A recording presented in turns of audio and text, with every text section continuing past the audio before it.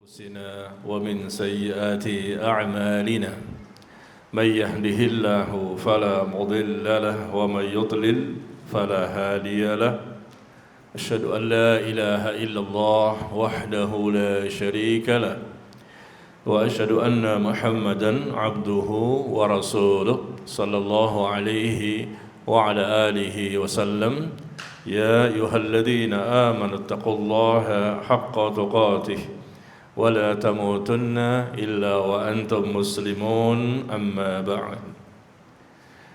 Jemaah sekalian, Bapak Ibu yang berbahagia, kita mulai dengan kalimat syukur kepada Allah Tabaraka wa Ta'ala.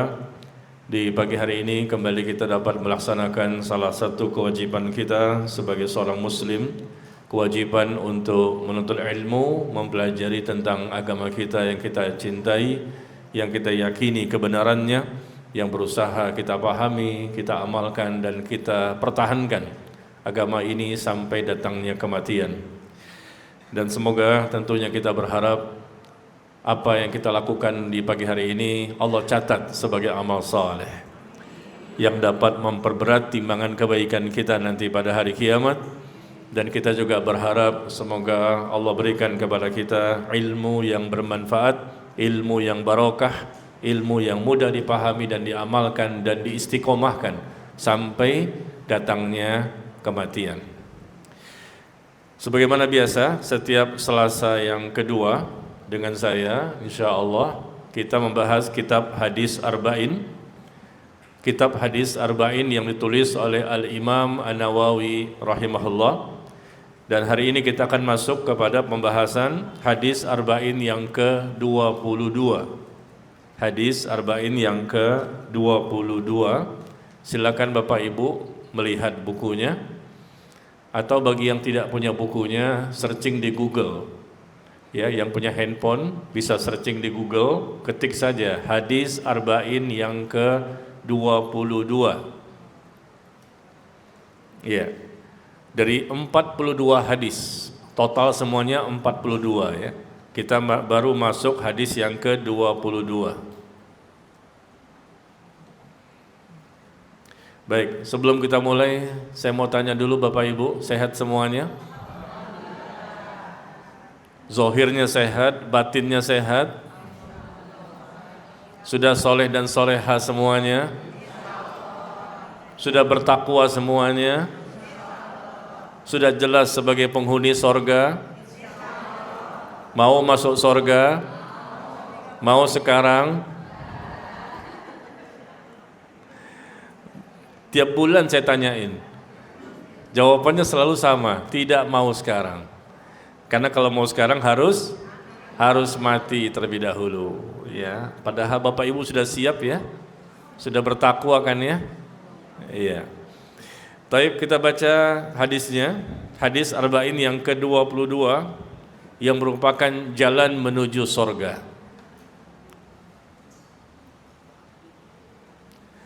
An Abi Abdullah Jarib bin Abdullah Al-Ansari radhiyallahu anhuma. Hadis diriwayatkan oleh seorang sahabat yang bernama Abu Abdullah. Abu Abdullah yaitu Jabir bin Abdullah Al-Ansari radhiyallahu anhuma, bahwa ada seorang laki-laki, anna rajulan sa'ala Rasulullah sallallahu alaihi wasallam. Ada seorang laki-laki yang bertanya kepada Rasul sallallahu alaihi wasallam, faqal, ya, kemudian dia pun bertanya, ara'aita idza sallaitu salawatil maktubat. Dia bertanya kepada Nabi SAW, bagaimana pendapatmu jika aku melakukan salat fardu yang 5 waktu sehari semalam, dan aku juga berpuasa di bulan Ramadan, dan aku menghalalkan yang halal, mengharamkan yang haram, dan aku pun tidak menambah sedikit pun dari perkara tersebut, apakah dengan sebab seperti itu aku akan masuk surga? Ya, lihat kalimatnya ya, subhanallah. Walam azid ala dzalika syai'an. Aku tidak menambah sedikit pun dari perkara tersebut. Dia hanya bertanya tentang perkara yang sudah dia lakukan. Dia salat 5 waktu, berpuasa di bulan Ramadan, menghalalkan yang halal, mengharamkan yang haram. Dan aku pun tidak akan menambah sedikit pun dari perkara tersebut. Apakah dengan sebab ini aku akan masuk surga? Maka beliau sallallahu alaihi wasallam mengatakan, "Na'am." Iya. Dengan sebab itu, amal-amal yang dilakukan ini, maka dia akan memiliki peluang untuk masuk surga. Maka dia pun mengatakan, "Demi Allah, wallahi la azidu ala dzalika syai'an." Demi Allah, kalau begitu aku tidak akan menambah sedikit pun ya dari apa yang telah disebutkan oleh Nabi sallallahu alaihi wasallam. Ya, inilah hadisnya, hadis yang dikeluarkan oleh Imam Muslim, hadisnya sahih ya. Baik, kita bahas hadis ini kelihatannya mudah, gampang dipahami ya, tetapi tidak sedikit kaum muslimin yang menyalahi, menyelisihi hadis ini, dan banyak bahkan jumlahnya. Nah, kita mulai yang pertama. Hadis diriwayatkan oleh sahabat bernama Abu Abdillah. Abu Abdillah ini sebetulnya kunyah. Kunyah itu biasa dalam bahasa Arab, di mana orang-orang Arab itu biasa memiliki kunyah. Seperti saya Najmi Umar Bakar. Kunyah saya Abu Muhammad. Abu itu bapak, Muhammad itu anak yang pertama. Abu Muhammad, jadi bapaknya Muhammad. Nah, ada juga orang yang bernama Abu Abdillah. Nah, Abu Abdillah ini bisa jadi anak pertamanya namanya Abdullah. Maka kunyahnya, bukan kunyah makan ya. Bukan kunyah itu makanan, tapi ini kunyah istilah dalam bahasa Arab, sesuatu yang disandarkan kepada seseorang yang kadang-kadang dia lebih terkenal dengan kunyahnya tersebut dibandingkan nama aslinya. Ya. Seperti Aisyah radhiyallahu anha, kunyahnya apa, Bu? Aisyah Ummu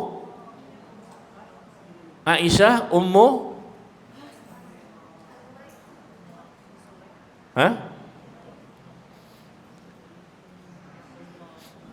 Ini jamaahnya tawaduk semua ya. Kalau Aisyah itu kunyahnya Ummu Abdillah. Kunyah yang biasa disebut oleh orang dengan sebutan bukan nama yang disebut tapi ada panggilan yang lain. Itu biasa dalam bahasa Arab ya. Biasa di antara orang-orang Arab, kunyah, sebutan yang disandarkan kepada seseorang. Yang kunyah ini terkadang diambil dari anak pertama. Ya. Dan Aisyah radhiyallahu anha tidak punya anak. Tetapi boleh, meskipun tidak punya anak, boleh menisbatkan namanya dengan nama seseorang. Makanya Ummu Abdillah, ibunya hamba Allah. Ya, ibunya hamba Allah dan beliau ibu dari orang-orang beriman semuanya. Ya, taib. Jadi bapak dan ibu pun memiliki kunyah juga. Siapa anak pertamanya? Tapi kalau nggak punya anak pun bisa memiliki kunyah tersendiri. Ya, ini makanya kita sebutkan Abu Abdillah. Abu Abdillah ini sebetulnya nama sebenarnya Jabir, tapi dia punya kunyah, sebutan panggilan yang biasa dilakukan oleh orang-orang Arab, menyebutkan Abu itu bapak, ya Abdillah berarti hambanya Allah. Bisa jadi anaknya bernama Abdullah, maka disebut Abu Abdillah. Kalau anaknya namanya Muhammad, maka disebut Abu Muhammad.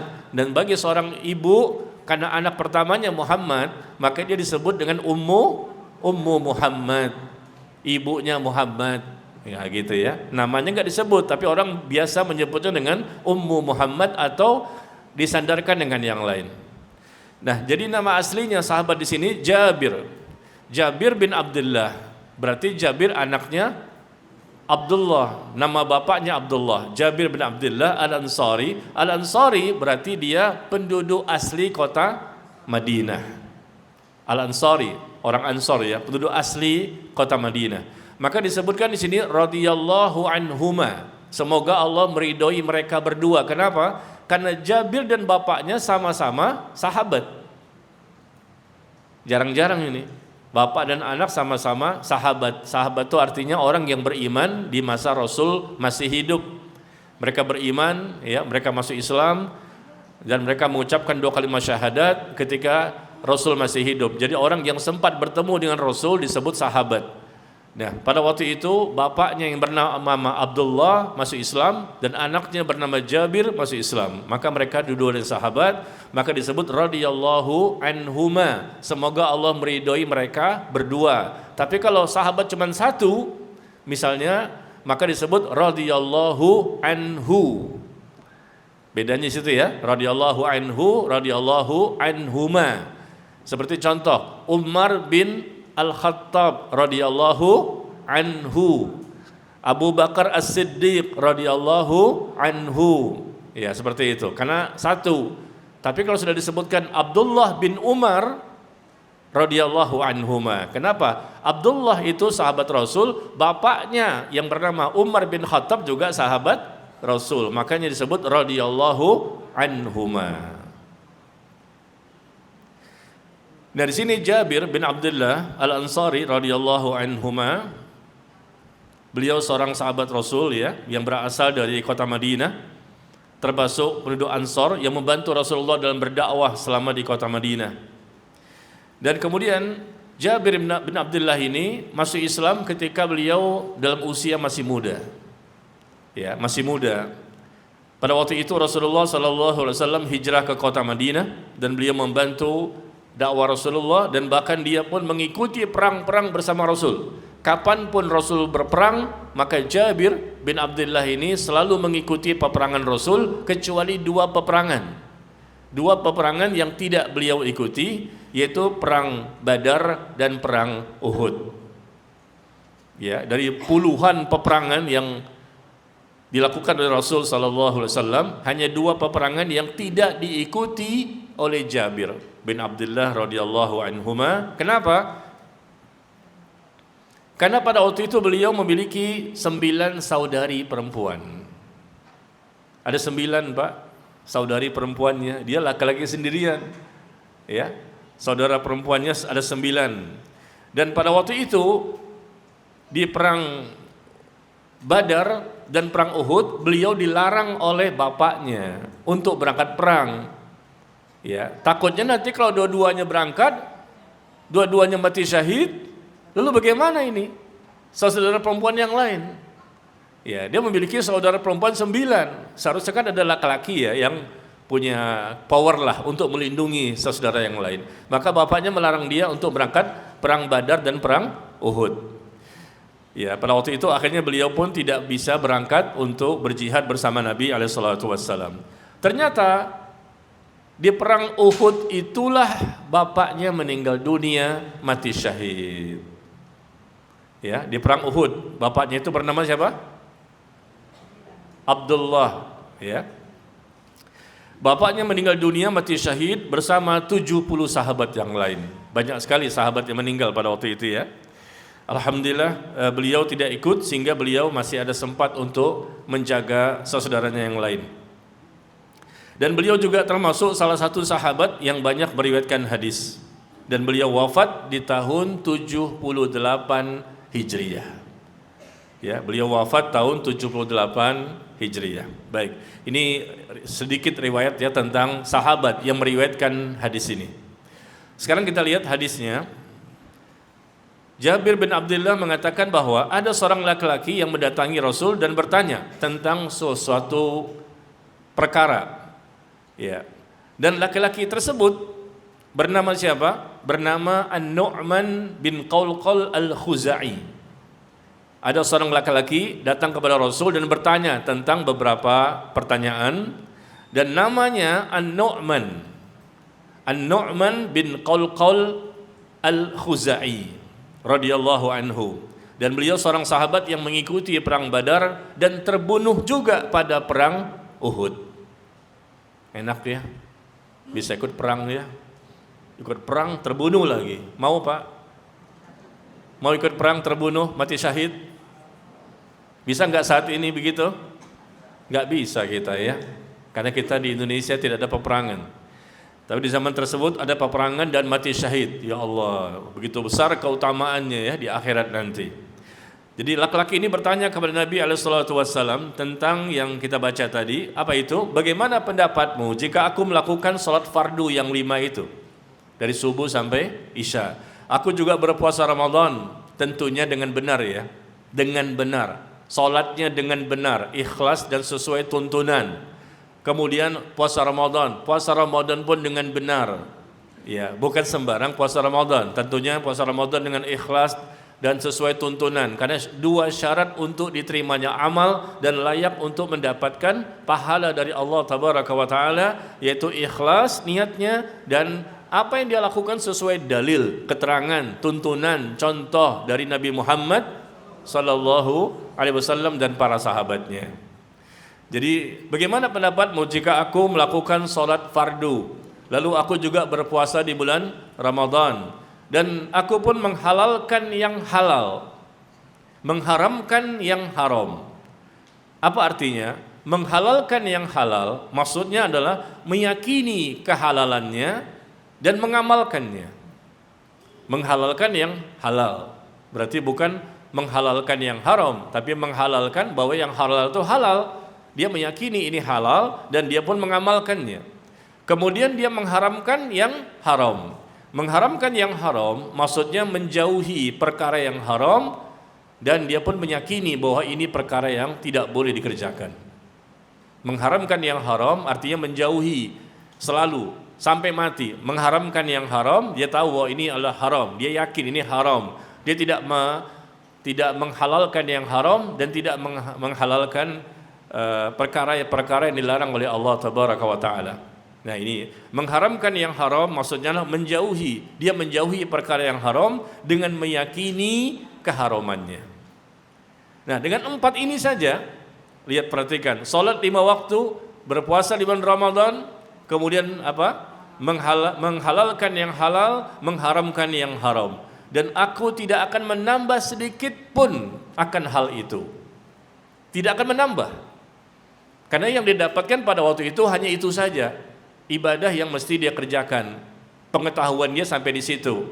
Ya, tidak disebutkan zakat, tidak disebutkan haji, ya. Karena pada waktu itu dia bertanya sesuai dengan apa yang dia tanyakan, dan haji memang pada waktu itu belum disyariatkan.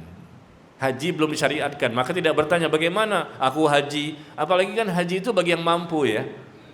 Dan zakat juga bagi yang mampu.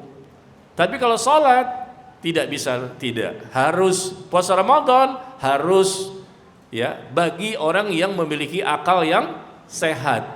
Kalau dia gila, nggak wajib sholat dan puasa Ramadan. Kalau dia pikun, nggak wajib sholat dan puasa Ramadan. Maka kalau bapak ibu pengen nggak berdosa,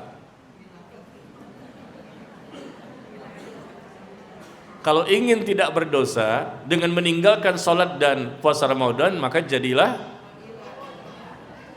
orang gila dan orang pikun total. Apakah mau kita seperti itu? Enggak mau, na'udzubillah. Maka karena kita berakal sehat, mampu berpikir, mampu memahami, mampu membedakan, maka kita wajib untuk sholat. Yang kaya, yang miskin, yang sakit, yang sehat, yang tua, yang muda, semuanya. Kecuali kalau pikun total dan gila, hilang akalnya. Maka di sini beliau mengatakan, dan aku tidak akan menambah sedikit pun, karena yang diajarkan itu. Haji belum. Haji itu mulai diwajibkan kapan Bapak Ibu? Haji mulai diwajibkan, disyariatkan tahun keberapa? Supaya suasana kita ini enggak monoton, maka saya tanya-tanya saja boleh kan ya? Ada hadiahnya lagi tuh, Masya Allah, numpuk tuh. Sebentar Pak Ustadz, kami searching di Google dulu. Tanya sama AI. Haji mulai diwajibkan, disyariatkan tahun berapa? Angkat tangan, ada hadiah? Bapak Ibu? Mana? Oh iya, silakan. 9 Hijriah. Ibu tahu dari mana? Nggak apa-apa, ngaku aja. Dari Google kan? Iya, nggak apa-apa. Namanya kan usaha. Nama juga usaha. Iya, benar ya. Benar, jawabannya benar. Haji itu mulai diwajibkan, disyariatkan tahun ke-9 Hijriah. Ya, ini pendapat jumhur mayoritas para ulama. Rasulullah SAW berhijrah ke kota Madinah di tahun berapa? Ya tahun pertama lah. Rasulullah berhijrah ke kota Madinah di tahun pertama Hijriah. Nah, tahun keduanya disyariatkan puasa Ramadan. Tahun kedua ada Idul Fitri, Idul Adha. Di tahun keduanya ada penyembelihan hewan kurban. Di tahun keduanya ada sholat tarawih. Ya, seperti itu. Nah, itu tahun kedua ya, puasa Ramadan dan lain-lain. Tapi untuk hajinya tahun ke-9. Nah, pada waktu itu kita baca di sini hadisnya, bisa jadi pertanyaan ini ada karena memang dia bertanya sebelum haji disyariatkan. Dan zakat mungkin dia tidak bertanya karena dia merasa mungkin tidak wajib untuk berzakat. Karena zakat itu wajib bagi orang yang memiliki harta yang mencapai nisab dan sudah bertahan selama 1 tahun. Jadi membaca hadis ini jangan menyangka bahwa oh kalau gitu haji nggak apa-apa nggak dikerjain ya. Kalau gitu zakat nggak apa-apa ditinggalkan. Bukan begitu. Tapi memang kita pahami haji belum disyariatkan, ya. Kemudian juga zakat bisa jadi dia bertanya di sini tidak disebutkan. Kenapa? Karena memang mungkin dia merasa tidak berhak untuk mengeluarkan zakat. Karena zakat itu hartanya harus mencapai ya uang senilai 85 gram emas. Ya, uang senilai 85 gram emas dan itu pun sudah bertahan selama 1 tahun. Lalu dia mengatakan kalimat yang menarik di sini Bapak Ibu. Kalimatnya apa? Dia mengatakan bahwa lam azid ala dzalika syai'an. Aku tidak akan menambah sedikit pun akan hal itu. Yang ini aku pahami, ini pernah aku dengar, ini yang pernah Rasul sampaikan kepada sahabat, ya sudah, aku tidak akan menambah lagi. Selain ini tidak aku tambah-tambah. Nah, maka Rasul mengatakan bahwa ketika dia mengatakan apakah aku akan masuk surga dengan sebab amal itu? Iya, maka dia mengatakan demi Allah aku tidak akan menambah sedikit pun atas yang demikian. Yang menarik di sini apa? Bukan masalah salatnya, bukan masalah puasa Ramadannya. Kalau itu insya Allah kita sudah paham. Atau mungkin dengan masalah menghalalkan yang halal, mengharamkan yang haram, itu pun mudah dipahami. Di dalam Al-Quran kita tahu kan, yang halal itu yang mana, yang haram yang mana, jelas sekali. Al-halalu bayyinun wal haramu bayyinun. Yang halal itu jelas, yang haram pun jelas. Paling tengah-tengahnya ada sesuatu kadang-kadang tersamarkan, ya, ada syubhat, maka kita bisa bertanya kepada yang mengetahuinya. Tapi yang menarik di sini kita fokuskan adalah perkataan dia, aku tidak akan menambah sedikit pun akan hal itu. Dan ketika Rasulullah mengatakan na'am, kembali dia ulangi, demi Allah, dia tekankan lagi, aku tidak akan menambah sedikit pun atas yang demikian itu. Apa maksudnya? Beliau tidak mau mengada-ngada, tidak mau membuat-buat suatu syariat yang baru. Ini sahabat gak berani. Demi Allah, dia bersumpah bahkan, la azidu ala dzalika syai'an. Demi Allah, aku tidak akan menambah-nambah. Melebih-lebihkan, membuat-buat yang baru, inovasi, terobosan, modifikasi, ya. Bagaimana caranya ibadah-ibadah yang baru, made in Indonesia. Ya, sesuaikan dengan budaya, sesuaikan dengan tradisi, sesuaikan dengan adat istiadat, sesuaikan dengan kebiasaan manusia, sesuaikan dengan selera kesepakatan manusia. Dia mengatakan demi Allah aku tidak akan menambah. Seperti inilah sikap sahabat. Mereka tidak mau menambah-nambah. Kenapa? Karena memang Rasul melarang. Yang berhak untuk menetapkan ini syariat atau bukan itu Rasulullah. Dan Rasulullah mengatakan dengan tuntunan wahyu. Islam itu agama wahyu, bukan agama budidaya manusia. Ya. Jadi ini ada penekanan ya. 2 kali bahkan beliau mengatakan demi Allah aku tidak akan menambah. Tapi kaum muslimin saat ini, sudah dijelaskan yang seperti ini dalilnya, ini keterangannya, ini contohnya, tapi mereka menambah-nambah. Salat ditambah-tambah cara-caranya. Ya, ibadah Ramadan ditambah-tambah, zikir caranya ditambah-tambah, berdoa pun ditambah-tambah, itu namanya bid'ah. Gak apa-apa ya saya sebutkan ya. Istilah yang Rasul sebutkan namanya bid'ah. Sesuatu yang tidak ada tuntunan, contoh, dalil, keterangan dari Nabi SAW dan para sahabat. Dan Rasul mengatakan, wa iyyakum wa muhdatsatil umur fa inna kulla muhdatsatin bid'ah wa kulla bid'atin dhalalah wa kulla dhalalatin finnar. Rasul mengatakan, jauhilah oleh kalian perkara-perkara yang baru dalam masalah agama. Kata Rasul, bukan kata saya. Hadisnya banyak masalah ini. Jauhi perkara-perkara yang baru dalam masalah agama ini. Karena memang agama Islam agama yang sudah sempurna. Allah yang mengatakan Islam itu agama yang sempurna. Satu-satunya agama yang berasal dari Allah hanya Islam. Agama yang lain bukan dari Allah. Semua nabi dan rasul yang Allah utus di muka bumi, semua agamanya Islam. Berapa jumlah nabi Bapak Ibu? Berapa jumlah nabi Bapak? 25 yang Allah informasikan dalam Al-Quran. Tapi jumlah sebenarnya 124.000 nabi ya, 124.000 nabi dan berapa rasul? 315 rasul ya. Masa sampai lupa juga tiap bulan ditanyain ini?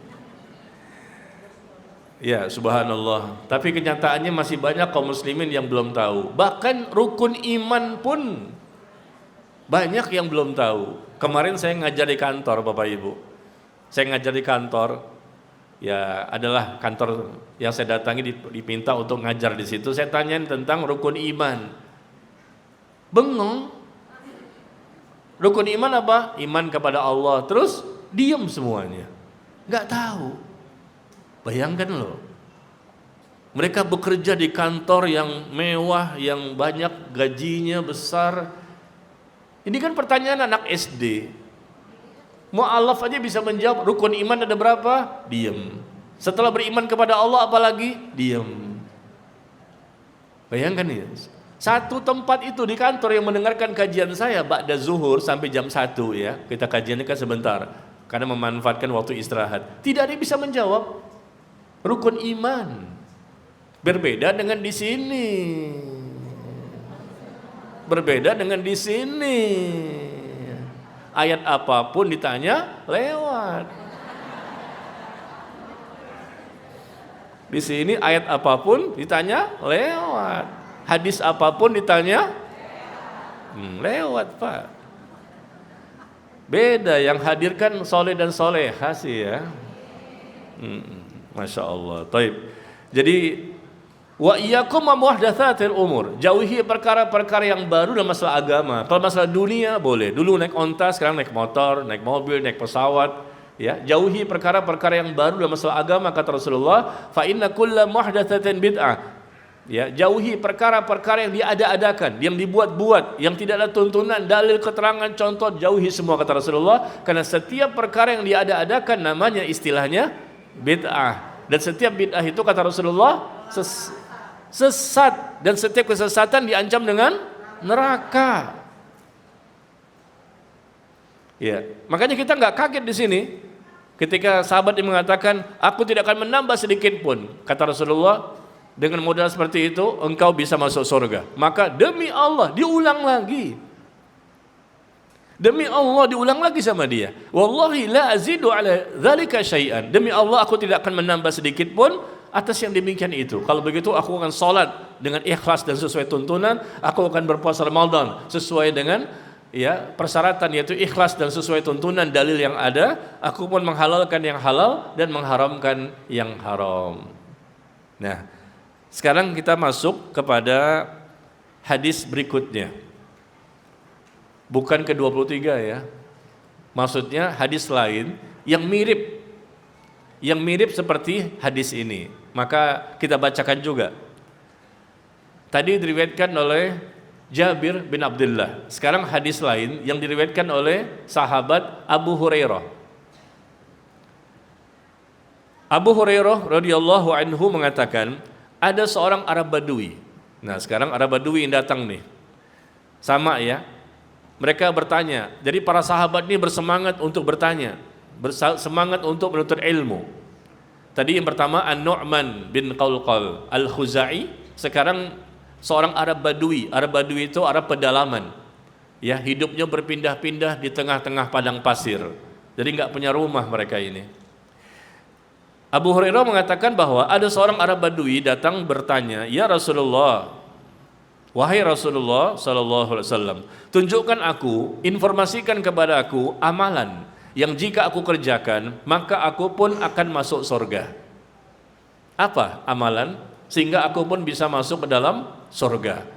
Dari hadis yang pertama tadi ternyata salat, puasa Ramadan, menghalalkan yang halal, mengharamkan yang haram. Kemudian tidak menambah lagi. Udah harga pas, NKRI harga mati, Al-Quran dan As-Sunnah harga mati. Ya enggak? Itu kan istilah doang. Maksudnya tidak boleh kita tambah-tambah, tidak boleh kita kurangi. Agama ini sudah sempurna. Al-yauma akmaltu lakum dinakum. Pada hari ini kata Allah, aku sempurnakan Islam sebagai agama bagimu. Allah yang mengatakan sempurna. Kalau kita tambah-tambah berarti kita menyalahi perkataan Allah tabaraka wa ta'ala. Nah, di hadis yang kedua ini Arab Badui mengatakan, "Ya Rasulullah, tunjukkan kepada aku amalan yang jika aku kerjakan maka aku pun akan masuk ke dalam surga." Maka beliau sallallahu alaihi wasallam menjawab, "Amal yang menyebabkan kamu masuk surga adalah ta'budullah la tusyrika bihi syai'a, la tusyriku bihi syai'a."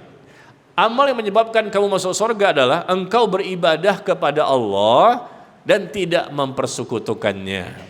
Nah, di sini jawaban Rasul beda lagi nih. Karena ditanya, kalau yang pertama tadi kan disebutkan amal ini, apakah menyebabkan aku masuk surga? Naam. Kalau sekarang dia bertanya, dia tidak sebutkan amalnya, dia bertanya amal apakah?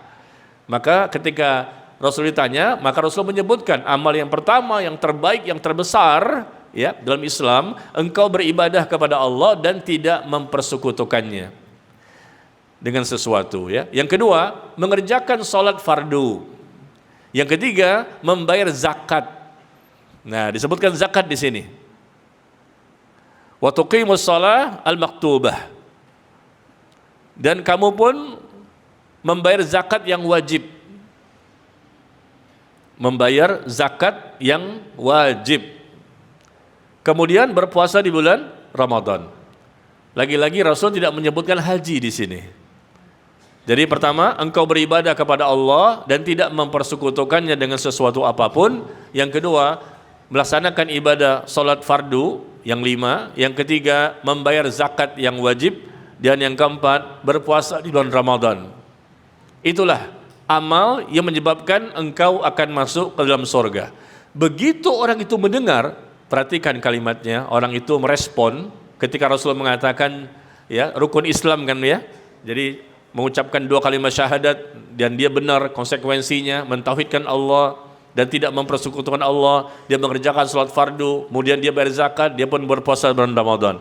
Responnya, orang itu mengatakan, "Demi Allah yang mengutus engkau dengan kebenaran." Kembali lagi sahabat ini bersumpah, "Demi Allah yang mengutusmu dengan kebenaran, aku tidak akan menambahnya sedikit pun selamanya dan tidak akan mengurangi sedikit pun." Wah, ini lain lagi Arab Badui ini Bu, Arab pedalaman aja pinter. Begitu dia mendapatkan info, inilah jalan menuju surga. Tidak mempersekutukan Allah, melakukan ibadah salat 5 waktu dengan benar tentunya, dengan ikhlas, berpuasa di bulan Ramadan, juga menunaikan zakat. Rasul berhenti sampai di situ, ya. Maka beliau mengatakan, "Demi Allah yang telah mengutus engkau dengan kebenaran, aku tidak akan menambahnya sedikit pun selamanya dan tidak akan juga menguranginya." Ini memang sikapnya sahabat begitu. Dikasih tahu tuh ya sudah sampai di sini. Kalau begitu aku tidak akan menambah-nambah selamanya. Tapi kalau kaum muslimin dikasih tahu nggak boleh begini, tapi kan jangan begini, tapi kan Allah dan Rasul nggak pernah mengajarkan, nggak ada keterangan, nggak ada dalil, nggak ada contoh, tapi kan ini baik. Nah, beda dengan sikap sahabat di sini. Di hadis yang pertama, "Demi Allah aku tidak akan menambah sedikit pun." Hadis yang kedua, "Aku tidak akan menambahnya dan tidak akan menguranginya selama-lamanya." Masya Allah. Begitulah sikap yang mesti kita ikuti sebetulnya ya. Maka ketika Arab Badui tadi pergi, setelah dia bersumpah atas nama Allah di hadapan Rasul loh, Kalau dia bohong ketahuan nih, Allah akan turunkan ayat. Ternyata dia bohong. Karena dia bersumpah, aku tidak akan menambah dan tidak akan mengurangi. Cukup dengan apa yang Rasul sampaikan kepadaku. Begitu dia pergi, maka Nabi SAW bersabda, siapa yang senang untuk melihat kepada seseorang dari penghuni sorga, maka hendaklah dia lihat orang ini. Barang siapa yang senang untuk melihat salah satu dari penghuni sorga nanti, maka lihatlah orang ini. Orang ini menjadi penghuni sorga. Rasul yang mengatakan, loh Bu, Bapak, kita mau nggak dikatakan begitu? Rasul yang mengatakan, dan Rasul mendapatkan info dengan tuntunan wahyu. Barang siapa yang senang untuk melihat seseorang dari penghuni sorga, maka hendaknya dia melihat orang ini. Orang ini akan menjadi penghuni sorga. Hadis yang dikeluarkan oleh Imam Al-Bukhari dan Imam Muslim. Ya, jadi hadis ini yang kedua mirip seperti hadis yang pertama. Lagi-lagi Rasul menjelaskan jalan menuju sorga, cara-caranya seperti apa. Tapi tentunya Bapak Ibu, kita juga harus mengetahui dan memahami yang lain. Bukan berarti kita nggak berilmu yang lain. Kalau gitu sholat saja, puasa Ramadan saja. Ya sudah, saya menghalalkan yang halal, mengharamkan yang haram. Kita tidak mau ya, untuk ngaji nggak mau, berjilbab nggak mau, misalnya begitu. Lalu dia pun juga banyak dosanya. Wah, ini kayaknya jalan menuju surga. Nggak bisa. Ini kan maksudnya jawaban secara umum. Kalau dikerjakan dengan benar, bisa menjadi modal yang besar untuk bisa masuk ke dalam surga. Menghalalkan yang halal, mengharamkan yang haram itu berarti kan luas maknanya. Ya berarti dia tidak berani melakukan perkara-perkara yang haram, dia tinggalkan itu. Ya, berarti dosanya sedikit. Dan dia meyakini ini halal, ini haram. Kenapa? Firman Allah. Dia selalu merespon dengan sami'na wa ata'na. Ya, seperti itu. Berarti kita harus mengetahui juga perkara-perkara yang lain yang memang wajib untuk diketahui untuk setiap pribadi kaum muslimin. Ada ilmu-ilmu yang tinggi, itu mungkin para ulama lah yang mengetahui. Ada ilmu-ilmu yang tinggi, mungkin para ustadz yang mengetahui. Tapi ada ilmu-ilmu yang tidak boleh tidak, setiap muslim wajib tahu. Setiap muslim. Nah, ilmu itu yang dipelajari oleh kita. Jangan sampai nggak tahu. Misalnya apa? Tentang tauhid, tentang akidah, tentang ibadah. Ya kan? Karena kita setiap hari beribadah. Masalah sholat, masalah berwudu, masa nggak tahu? Wajib kita harus tahu bagaimana cara berwudu yang benar, salat yang benar ya. Taib. Jadi dua hadis ini saling berkaitan, sama-sama sahabat mengatakan demi Allah, aku tidak akan menambah dan tidak akan mengurangi. Dan ini merupakan amal-amal ya, jalan menuju surga. Sekarang hadis yang ketiga. Hadis ketiga yang mirip maksud saya. Karena saya dapatkan hadis-hadis lain yang serupa tapi diriwayatkan oleh sahabat yang berbeda. Yang pertama tadi Jabir bin Abdullah, yang kedua Abu Hurairah meriwayatkan Arab Badui, yang ketiga Talhah bin Ubaidillah. Sahabat yang lain bernama Talhah bin Ubaidillah radhiyallahu anhu. Dia berkata, ja'a rajulun ila Rasulillah sallallahu alaihi wasallam bin ahli Najd. Ada seorang laki-laki yang beruban kepalanya, yang datang dari Najd, satu daerah di timur Saudi Arabia ya. Ada seorang laki-laki datang beruban kepalanya dari Najd, datang kepada Rasulullah sallallahu alaihi wasallam, dan kami dapat mendengar gema suaranya, tetapi tidak memahami apa yang ia katakan sampai ia berada dekat dengan Nabi sallallahu alaihi wasallam. Ternyata yang dia omongkan, yang dia bicarakan, dia bertanya tentang Islam. Jadi satu persatu datang ke depan, satu persatu datang ke depan bertanya. Itu biasanya orang-orang dari luar. Ya, dari biasanya orang-orang dari luar yang bertanya, karena memang mereka pengen dapat ilmu, setelah itu nanti mereka pulang ke kaumnya dan menyampaikan lagi kepada kaumnya. Tadi Arab Badui, ya, kemudian sekarang laki-laki dari Najd, ya, jauh dari Madinah, timurnya Saudi Arabia. Dia bertanya tentang Islam kepada Nabi SAW. Kemudian Rasul pun menjawab, Islam itu adalah mengerjakan salat 5 waktu sehari semalam. Dia bertanya tentang Islam. Bagaimana? Apa itu Islam? Salat itu adalah, Islam itu mengerjakan salat 5 waktu sehari semalam. Maka laki-laki tersebut bertanya, apakah ada kewajiban yang lain selain itu untukku? Dia bertanya lagi, cuman salat aja. Apakah ada yang lain? Rasul mengatakan tidak, kecuali engkau ingin menambahkan dengan yang sunnah. Artinya berkaitan dengan salat ini. Salat 5 kali sehari semalam. Apakah ada salat yang lain yang diwajibkan? Maka pada waktu itu Rasul mengatakan tidak, kecuali engkau ingin menambah dengan ibadah salat yang sunnah. Rasul SAW mengatakan lagi, Islam juga dengan mengerjakan puasa di bulan Ramadan. Jadi Rasul sedang mengajarkan bagaimana Islam itu seperti apa. Islam juga beribadah di bulan Ramadan, puasa ya. Maka laki-laki tersebut bertanya, apakah ada kewajiban yang lain? Puasa yang lain yang diwajibkan gitu ya kepada aku? Maka Rasul mengatakan tidak, kecuali engkau ingin menambahkan yang sunnah. Silakan puasa sunnah Senin Kemis ya, Ayyamul Bid dan lain-lain. Ya, jadi Rasul menjawab dengan perkataan yang sama, kecuali kalau kamu ingin mengerjakan ibadah yang sunnah. Adapun salat cukup 5 waktu sehari. Puasa Ramadan itu yang wajib ya, selebihnya puasa sunnah. Maka kemudian Rasul pun yang menyebutkan lagi tentang Islam itu berkaitan dengan zakat. Ya, Islam itu berkaitan dengan zakat yang mesti kamu keluarkan. Maka laki-laki tersebut bertanya lagi, apakah ada kewajiban yang lain selain itu untukku?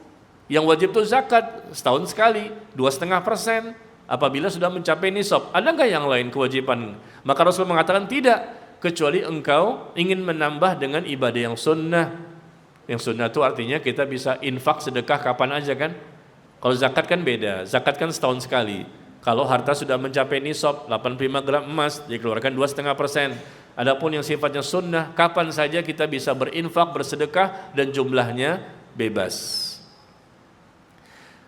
Nah, coba perhatikan, ada yang menarik di sini. Setelah Rasul menjelaskan bahwa Islam itu berkaitan dengan ibadah salat 5 waktu, berpuasa di bulan Ramadan, kemudian mengeluarkan zakat. Lagi-lagi Rasul tidak menyebutkan haji. Kenapa? Karena haji itu di belakang-belakang, di akhir-akhir. Tahun 9 Hijriah. Rasul wafat tahun 10 Hijriah. Kelamaan ya. Iya, Rasul cuma sekali hajinya ya. Syariatnya tahun ke-9 Rasul tidak berangkat, Rasul mengutus Abu Bakar berangkat ya, membawa delegasi kaum muslimin tahun ke-9 Hijriah. Tapi Rasul tidak berangkat karena ada uzur, maka Rasul berangkatnya di tahun depannya, tahun 10. Nah, tahun 11-nya Rasul meninggal. Ya, tahun ke-11-nya. Berangkat tahun ke-10 haji, tahun ke-11-nya meninggal. Ya, ketika Rasul mengerjakan haji tahun ke-10 Hijriah dan tahun 11-nya beliau meninggal, jarak pulangnya beliau sampai meninggal itu berapa bulan? Hadiah. Pulang hajinya beliau dari Mekah ke Madinah, setelah itu beliau meninggal. Jaraknya berapa lama? Searching Google.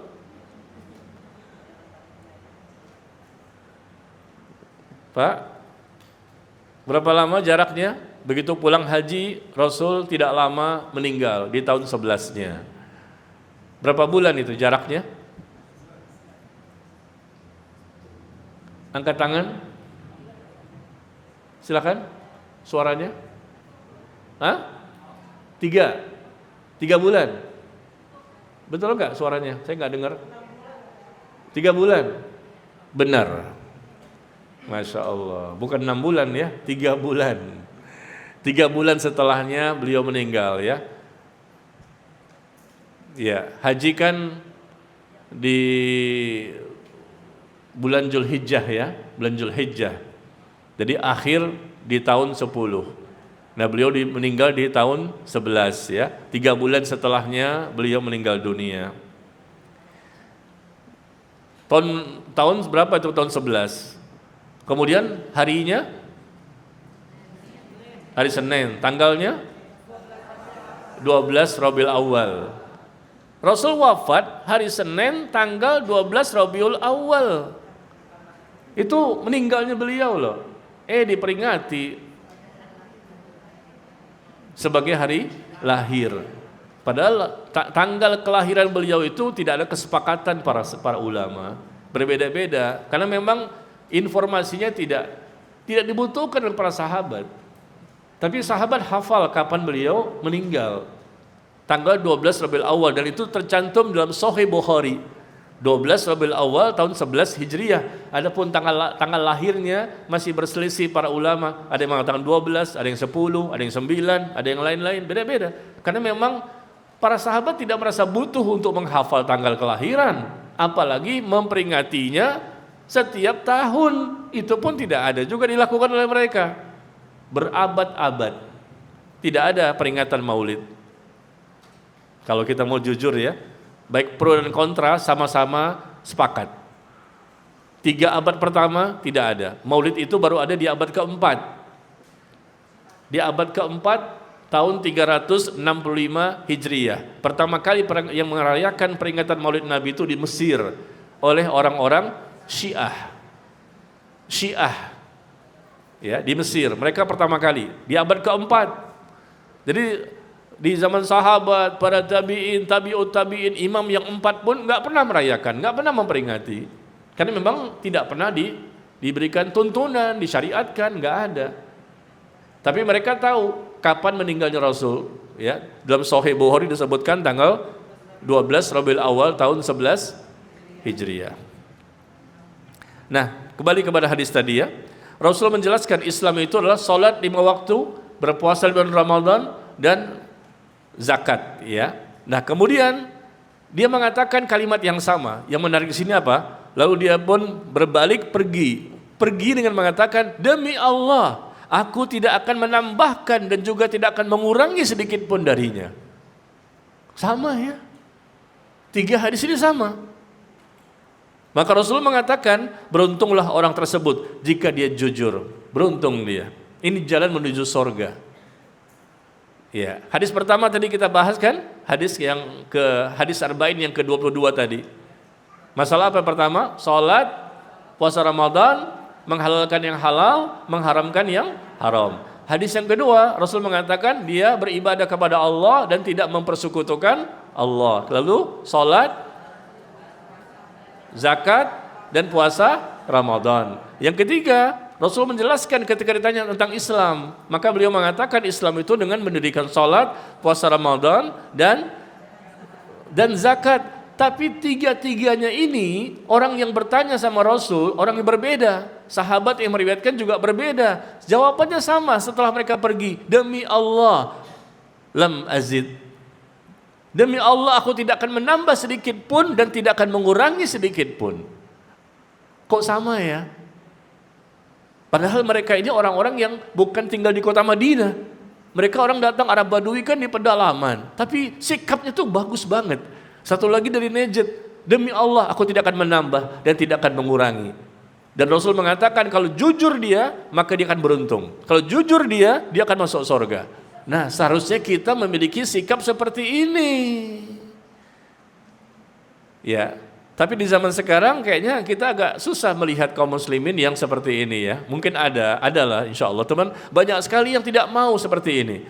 Artinya dia mau berusaha menambah-nambah budaya, tradisi, adat istiadat dimasukkan ke dalam agama. Akhirnya bercampur baur antara agama dengan tradisi. Ya, kemarin saya dijemput oleh supir untuk ceramah di daerah Pesanggerahan. Tahu Pesanggerahan Bapak Ibu? Pesanggerahan tahu? Jakarta itu loh, Jakarta. Pesanggerahan, dekat Petukangan. Nah gitu ya. Bapak Ibu kayaknya belum tahu ini karena jarang keluar rumah sih ya. Seringnya di rumah baca Quran, khatam lagi, baca lagi, khatam lagi, baca lagi ya. Jadi jarang keluar ya. Nah, saya dijemput oleh sopir karena ada acara di sana. Di mobil tuh dia cerita, kemarin Pak Ustadz, istri saya tuh melakukan acara akikah cucu. Akikah cucu. Dia tunjukin videonya kepada saya. Ya Allah, kesian ya. Begitu sulitnya untuk mengakikahkan cucunya. Kenapa? Karena mereka mengambil kelapa-kelapa muda, ditancapkan bendera-bendera yang pakai duit di atas kelapa mudanya itu. Saya baru tahu itu, pakai kelapa muda ya, yang belum dipotong ya, ditancapkan semacam bendera-bendera, tapi benderanya duit gitu loh. Bukan merah putih, bendera bukan, tapi benderanya duit, ditancapkan di atas kelapa. Ada itu, pernah dengar? Udah lama ya? Iya, saya baru tahu ya. Kalau ibu kan tahunya udah lama. Kenapa? Karena pelakunya. Ya udah lama sih, memang itu tradisi kan. Akikah bukan begitu saya katakan. Akikah itu adalah dengan disembelih 2 ekor kambing kalau laki-laki, 1 ekor kambing kalau perempuan. Dicukur rambutnya si bayi tersebut. Ya, ditimbang berapa beratnya, dikonversikan dengan perak, disedekahkan kepada kaum muslimin, fakir miskin di hari ke-7. Sebagai wujud syukur kepada Allah diberikan adanya anak. Begitu. Ini enggak. Dibeli kelapa tadi, ditancapkan di kelapa tersebut, ya, tancapan-tancapan yang di ujungnya ada bendera. Benderanya berupa duit. Lalu anak itu digendong dan digunting oleh orang-orang yang ada di sekitarnya sambil berdiri sampai marhabanan. Ya, dan masing-masing yang hadir menggunting rambut si bayi. Untung nggak ketusuk itu. Kan nggak boleh sembarangan bayi loh. Yang gunting nanti orang tuanya aja, yang mencukur orang tuanya. Bukan semua yang hadir dipersilakan untuk menggunting dan dikasih wangi-wangian sambil membaca salawat, kan begitu kan? Sallallahu ala Muhammad, ya, dikasih wangi-wangian kepada yang hadir, disuruh gunting, ditancapin itu, pakai duit, nanti duitnya diambil oleh orang yang berdiri tadi. Jadi berdiri baca salawat dapat duit. Ini kan tradisi, nggak ada tuntunan sama sekali. Dia bertanya, Pak Ustadz benar nggak ini? Nggak ada Pak, nggak ada yang seperti itu. Aneh-aneh memang di zaman sekarang ini, luar biasa. Mungkin itu ada sejak dahulu, saya yang belum tahu. Tapi ada lagi yang aneh Bapak Ibu. Kalau ini sudah bukan bid'ah lagi, sudah jatuh kepada kekufuran. Saya nonton kemarin di sosial media, ada seseorang yang mengatakan bahwa Allah itu tidak akan menurunkan musibah kecuali dengan izin ACC wali kutub. ACC wali kutub. Kutub utara dan kutub selatan. Wali kutub ini pengganti nabi, karena nabi udah nggak ada, jadi ada pengganti namanya wali kutub. Ini akidah sufi yang menyimpang. Jadi Allah tidak akan berani menurunkan musibah seperti banjir di Sumatera, di Aceh, Sumatera Barat dan lain, nggak berani kecuali setelah ACC dari wali kutub. Kata wali kutub oke, maka turunlah musibah. Jadi wali kutub ini yang berperan ini. Bermasalah sehingga kaum muslimin mendapatkan banjir di Sumatera. Siapa sih wali kutubnya? Kata dia begitu Pak. Ini kan subhanallah. Harus izin ACC dulu. Kalau nggak ACC, Allah nggak bisa menurunkan musibah. Antum siapa? Aneh-aneh gitu di sosial media tuh orang-orang yang berani mengajarkan. Bahkan ada satu lagi nih. Bapak Ibu, saya punya videonya nih. Kita dapatkan macam-macam ya. Ada yang mengajarkan, ini seorang Habib yang belajar bertahun-tahun di Yaman dan dia punya gurunya, videonya ada, kita nggak fitnah ya. Saya punya videonya di handphone saya, tersebar kok di sosial media, di IG banyak, di YouTube banyak. Apa kata dia? Kalau Anda membutuhkan suatu solusi, ada jalan keluar, punya hajat-hajat dan keinginan, maka Anda pandang foto dipandang, foto itu seorang Habib besar, gurunya dia. Anda pandang foto itu dan Anda minta kepadanya. Minta kepada foto. Orang itu masih hidup di Yaman sana. Anda minta sama fotonya, wahai Habib ini tolonglah saya, bantu saya. Begitu selesai, Anda keluar dari rumah, solusi semuanya dapat. Wah, hebat. Enggak disebutkan Allah sama sekali. Sebutkan ke foto itu, minta sama foto ini. Yang seperti ini bisa masuk surga? Enggak bisa. Jelas-jelas bukan tawassul, minta sama Allah lewat perantara orang yang sudah mati. Ini bukan tawassul lagi. Langsung minta sama fotonya. Dan dia seorang pemuka agama, tokoh agama yang punya ribuan murid. Dan itu divideokan. Dia mengajarkan kesesatan. Kita berharap Majelis Ulama Indonesia melakukan tindakan. Ini orang ini harus ditangkap ini. Kalau di Saudi Arabia, hilang, dipenggal kepalanya, dipancung. Ya, bayangkan mengajarkan minta sama foto ini. Makanya kalau pengen selamat, Pak, dia ngomong, kalau pengen selamat, nggak kena banjir, gempa bumi, tsunami, gunung berapi, gimana caranya? Di rumah-rumah kalian pajang ini foto ini. Foto ini menyebabkan Anda selamat dunia akhirat. Ibu tahu nggak Bapak? Foto siapa itu? La haula wala quwata illa billah ya. Nah ini maksud saya kita berikan contoh gitu loh. Yang seperti ini nggak mungkin masuk surga kecuali kalau mereka sudah bertaubat. Ya, jadi demikian bahwa hadis yang kita bahas ini hadis yang besar, hadis yang menjadi jalan menuju surga. Jalan menuju surga itu banyak sekali, cara-caranya banyak, amalnya juga banyak, yang wajib maupun yang sunnah. Tapi yang jelas, kalau kita pengen dimudahkan, lakukan semuanya, yang wajib maupun yang sunnah, dan dijauhi semua perkara yang haram, bahkan perkara yang makruh, perkara yang syubhat, bahkan perkara yang sia-sia pun kita hindari. Maka akan dimudahkan, termasuk kumpul seperti ini. Kumpul seperti ini di masjid. Rasul mengatakan, man salaka tariqan yaltamisu fihi ilman, barang siapa yang menempuh perjalanan dalam rangka untuk menuntut ilmu, Allah mudahkan baginya jalan menuju surga. Dimudahkan ke surganya. Kenapa? Karena dia datang ke majelis ilmu yang mengajarkan Quran dan sunnah. Ya, semua orang mau masuk surga. Tapi apakah semua orang mau datang ke majelis ilmu? Tidak. Kita ramai nih yang hadir, nggak seberapa dibandingkan tempat-tempat maksiat. Mereka hujan-hujanan, panas-panasan, berdiri berjam-jam, khusyuk dan tumak ninah mendengarkan konser musik. Jumlahnya bisa hampir 100.000 orang. Ya, nauzubillah min dzalik. Maka bersyukurlah kita kepada Allah karena kita diberikan hidayah ya. Taib. Jadi saya berikan contoh-contoh tadi, ada 3 hadis yang mirip. Berarti jangan sampai kita ini termasuk orang-orang yang suka menambah-nambah atau mengurangi-ngurangi syariat ya. Karena syariat itu bukan kita yang berhak untuk menetapkan dan memutuskan, tapi Allah tabaraka wa ta'ala. Lalu Allah rekomendasikan Rasul untuk mengajarkan, memberikan tuntunan kepada kaum muslimin. Ya, sekarang kita buka sesi tanya jawab. Hari ini agak panjang sampai jam 11, berarti ada kurang lebih setengah jam.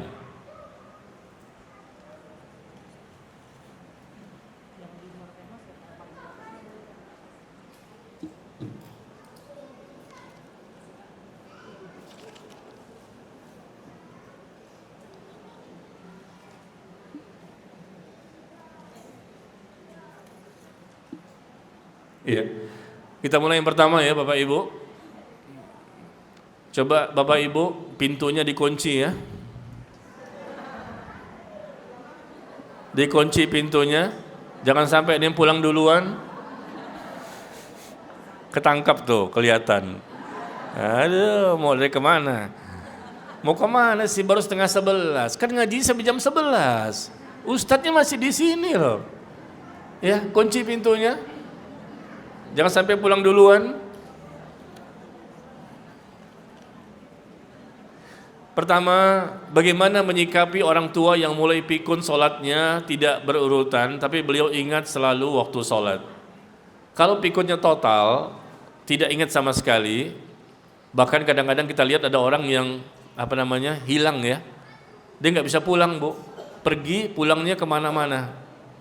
Pergi nggak ingat, pulang pun nggak ingat. Nah orang seperti ini bahaya sekali, harus ditemani selalu oleh anak atau cucunya. Kalau betul-betul pikun total, maka tidak wajib untuk sholat. Tetapi kalau masih ingat, kadang lupa, kadang ingat, kadang lupa, maka berupayalah dia untuk sholat semampunya. Karena dia masih ingat gitu loh. Selama masih ingat, masih sadar, masih bisa memahami, nah pada waktu itu dia wajib untuk sholat. Pak Ustadz, saya penjual kue, sering terima pesanan kue ulang tahun. Hukumnya bagaimana ya Ustadz apabila saya tetap menerimanya tanpa hiasan ulang tahun, apakah diperbolehkan? Kalau ibu sebagai penjual kue menerima order dan ibu tidak tahu itu akan digunakan untuk apa, maka diperbolehkan. Kan kuenya halal, bukan yang haram kan? Ibu nggak tahu digunakan, pokoknya buatin kue ini dong, ya. Tapi kalau ibu tahu bahwa kue itu digunakan untuk acara Natal, untuk acara ulang tahun, untuk acara-acara yang memang ya dilarang dalam Islam, maka ibu tidak boleh membuat kue itu. Meskipun untungnya besar sekali. Sama seperti orang yang mencetak undangan untuk acara Natal, mencetak undangan untuk Natalan bersama, ya, atau membuat baju-baju sinterklas, atau apa saja atribut-atribut untuk mensukseskan kekufuran dan kesyirikan. Maka tidak boleh, sama seperti ulang tahun ya. Ulang tahun itu sebetulnya kebiasaan, tradisi, budaya orang-orang di luar Islam. Itu awalnya begitu. Yang pertama kali membuat acara ulang tahun itu orang-orang bangsa Romawi. Bangsa Romawi pertama kali membuat acara ulang tahun, setahun sekali, lalu diikuti sama orang Yahudi, lalu diikuti oleh orang Nasrani, lalu diikuti oleh orang Islam. Ya, sebetulnya Rasulullah tidak pernah memperingati ulang tahun. Para sahabat pun, ribuan sahabat tidak pernah memperingati ulang tahun karena mereka paham ini merupakan tradisi, kebiasaan, adat istiadat, atau bisa jadi menjadi ritual ibadah mereka. Ya, acara kita tuh yang kita lakukan setiap tahun itu Idul Fitri, Idul Adha. Itu hari besar kaum muslimin. Ya, atau hari Jumat. Hari Jumat itu juga hari raya kaum muslimin. Apalagi Bapak Ibu, ada 5 hari raya kaum muslimin yang Rasul sebutkan di hadis. Idul Fitri, Idul Adha, hari Jumat. 2 lagi apa? 2 lagi apa hari raya kaum muslimin yang Rasul sebutkan juga hari raya? Gak dengar Pak?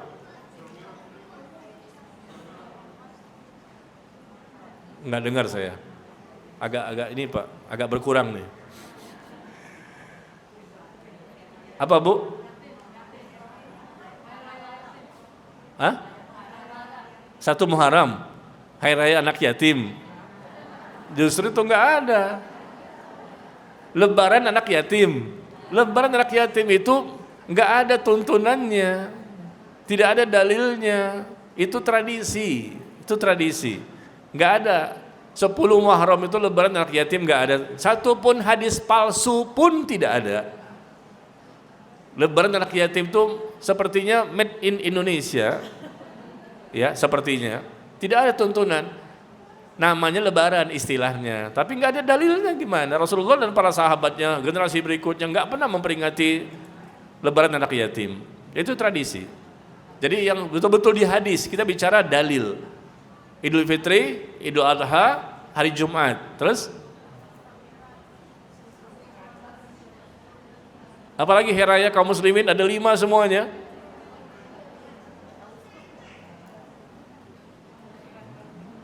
Yang keempat apa? Hah? Angkat tangan, jari mana? Ya. Hari Arafah, benar. Yang kelima? Tasyrik, benar. Dapat hadiah, Masya Allah. Alhamdulillah. Yang keempat hari Arafah, tanggal 9 Zulhijjah. Yang kelima hari Tasyrik. Ya, hari Tasyrik juga hari raya kaum muslimin. Rasul yang mengatakan hari raya. Selama hadisnya sahih, maka kita pun menyebutkan demikian. Ya, 5 hari raya kaum muslimin ya. Berikan hadiahnya, Bu. Ada tiket umroh mungkin atau apa?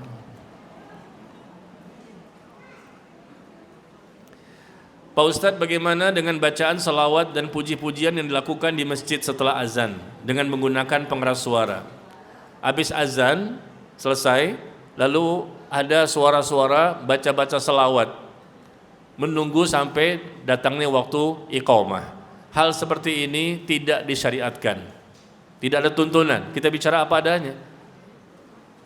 Ya, hadisnya tidak ada di zaman Rasul, zaman para sahabat.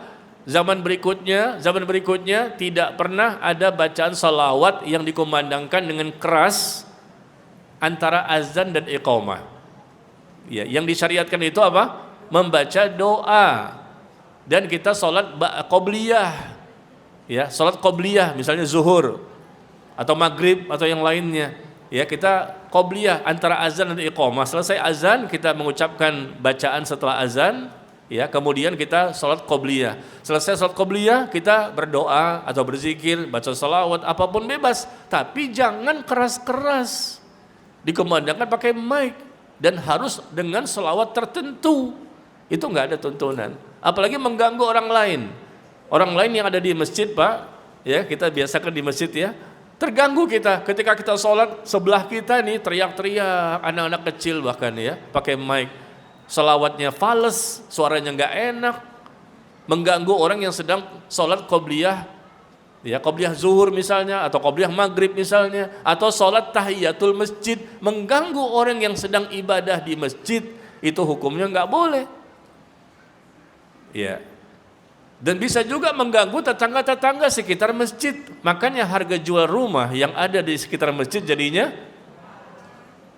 harga rumah dijual. Rumah di mana? Samping masjid. Nggak mau Kenapa? Berisik. Orang begitu, kaum muslimin ini bukan orang kafir. Berisik. Karena suka menaikkan suara, teriak-teriak. Kalau memang jadi imam, oke. Azan, oke. Jadi khutbah Jumat, oke, diperdengarkan. Tapi yang lain-lain ini memang tidak ada tuntunan, hindari.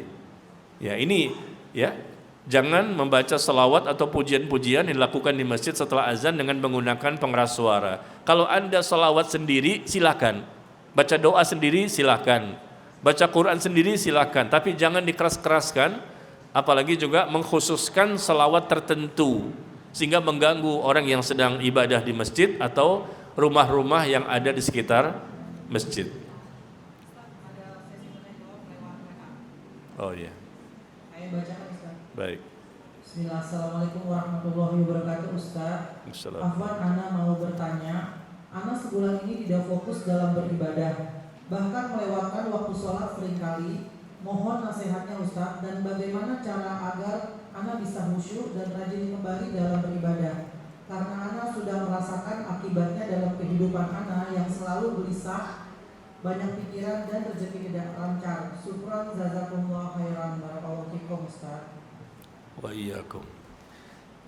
Iya, ketika turun iman, malas sholat, malas ibadah dan lain-lain, maka kita harus segera mengobatinya. Coba kalau kita sakit ya, datang segera ke dokter, minta obat, tebus obat di apotek.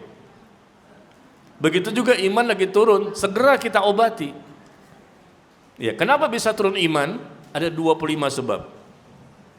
Silakan Ibu lihat di Telegram saya, di sosial media saya, ada 25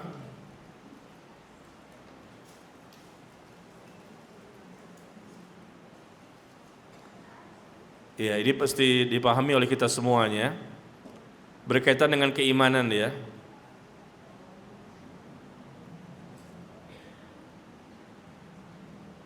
Di sosial media saya, Bu, Bapak, di Telegram saya, Telegram Najmi Umar Bakar, di tanggal 11 Agustus 2024. Bapak Ibu punya Telegram enggak? Saya posting ya, posting aja nanti. Mungkin Bapak Ibu enggak tahu cara mencarinya di waktu-waktu tahun-tahun sebelumnya. Saya posting saja, disebutkan di sini 25 sebab lemahnya iman. Kenapa iman kita turun? Kenapa iman kita lemah? Nah ini sebabnya, 25. Saya posting sekarang ya di Telegram Najmi Umar Bakar. Ya, sudah saya posting. Nah, Jadi ketika tadi pertanyaannya, saya menjadi malas, nggak semangat, nggak khusyuk dan lain-lain, banyak dosanya. Kenapa? Nah ini, Anda meninggalkan 25 sebab lemahnya iman, pantesan imannya turun. Kalau kita ingin iman kita baik, semakin berkualitas, semakin tinggi, maka jauhi ini. Ini sebabnya kenapa lemahnya iman. Udah? Dapat? Di telegram saya ya, telegram Najmi Umar Bakar, semoga Bapak Ibu punya telegram nih. Yang pertama, kenapa lemahnya iman? Tidak berilmu tentang agama. Semakin bodoh tentang agama, maka iman semakin turun. Yang kedua, jarang mengingat azab Allah. Yang ketiga, tidak mau membersihkan hati. Yang keempat, jarang mentadabburi Al-Quran. Yang kelima, malas untuk beribadah dan ketaatan. Yang keenam, jarang untuk mengingat kematian. Yang ketujuh, enggan untuk menginfakkan harta. Yang kedelapan, enggan menghadiri majelis ilmu. Kalau kita nggak datang ke majelis ilmu seperti ini, tunggu aja tanggal mainnya. Iman kita turun, nggak semangat ibadah. Makanya kalau kita ingin semangat, datang ke majelis ilmu seperti ini. Datang. Meskipun kita mungkin lagi males ya, tapi datang aja. Kita paksakan diri kita, memaksakan diri kita untuk hadir. Meskipun datang duduk diam dengar agak ngantuk-ngantuk gitu ya, tapi datang saja. Insya Allah pulang dari sini bertambah iman, bertambah semangat. Ketemu dengan teman-teman yang lain, kita bergaul ya, kita berinteraksi, berkomunikasi dengan mereka, insya Allah bertambah iman. Jadi singkatnya seperti itu ya. Baca sendiri nih, ada 25 sebab lemahnya iman. Kalau kita ingin supaya iman kita semakin baik, rasa takut kita kepada Allah, semakin paham tentang bagaimana cara beribadah dan seterusnya, maka jauhi ini 25 sebab lemahnya iman ya. Di telegram saya, telegram Najmi Umar Bakar. Dan silakan Bapak save, simpan, karena selesai kajian saya hapus. Iya. Selesai kajian, artikel ini saya hapus kembali. Karena sebetulnya artikel ini sudah ada di tahun yang lalu. Sudah saya posting dulu ya. Maka segera dipindahkan ke tempat yang lain. Hindari ya 25 sebab lemahnya iman. Baik, kita lanjutkan ya. Di sini banyak pertanyaan.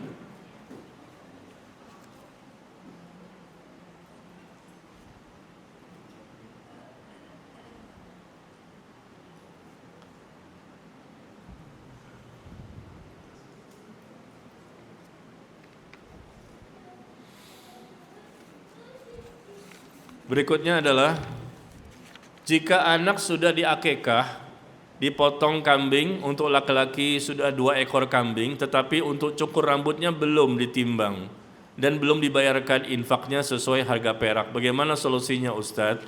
Itu satu paket di hari ke-7. Ini ibadah sunnah muakkadah. Ya, ibadah sebagai bentuk syukur kita kepada Allah bagi yang mampu, karena kambing mahal ya. Apalagi 2 ekor kambing karena anak laki-laki.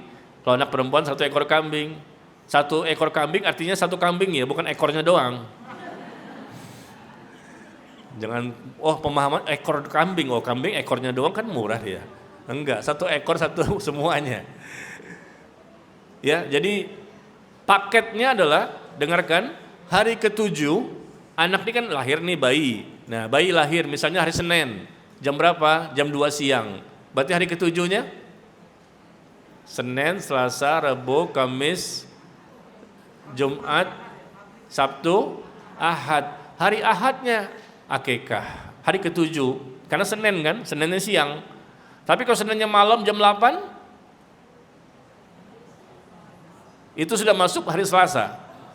Karena dalam Islam itu maghrib sudah masuk hari berikutnya. Berarti hitungnya Selasa. Karena dia lahirnya bayi ini Senin jam 8 malam misalnya. Berarti Selasa itu hari pertama. Selasa, Rabu, Kamis, Jumat, Sabtu, Ahad, Senin. Berarti akikahnya di hari Senin. Hari ke-7 ya, bagi yang mampu untuk melakukannya karena membeli kambing tadi. Dan di hari ke-7 itulah satu paket, satu kesatuan ya. Hari ke-7 itu disembelihlah kambingnya di pagi hari ya. Kemudian si bayi tersebut pun ya dicukur rambutnya, dicukur sampai habis, plontos habis.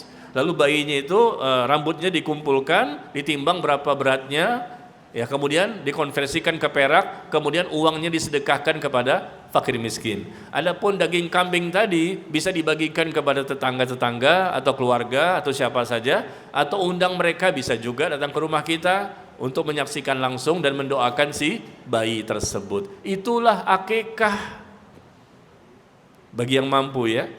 Jadi satu paket, jangan motongnya di hari ke-7, kambingnya di hari ke-7, tapi motong rambutnya setahun kemudian.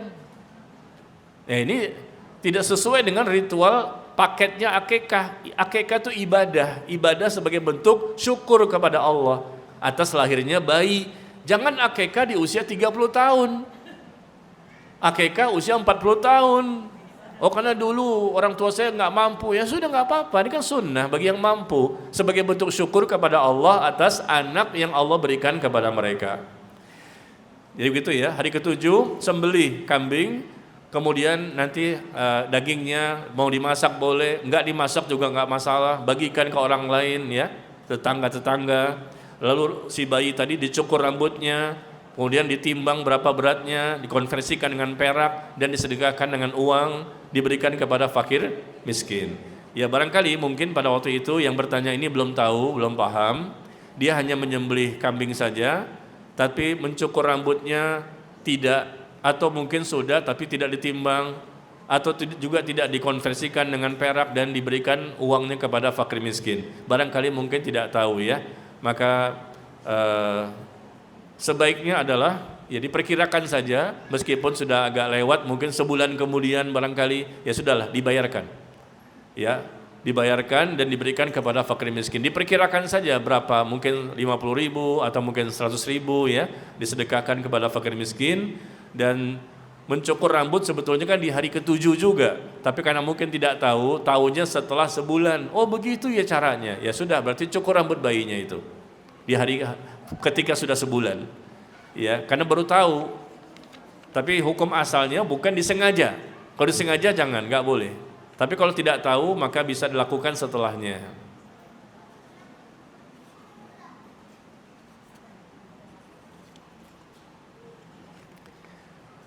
Pak Ustadz mau tanya bagaimana sikap yang harus diambil oleh seorang istri yang sering dikhianati. Baru saja suami ketahuan berada di hotel bersama wanita lain. Apakah harus bercerai atau memaafkan? 3 tanda tanya. Tulisannya seperti itu. Apakah harus bercerai atau memaafkan?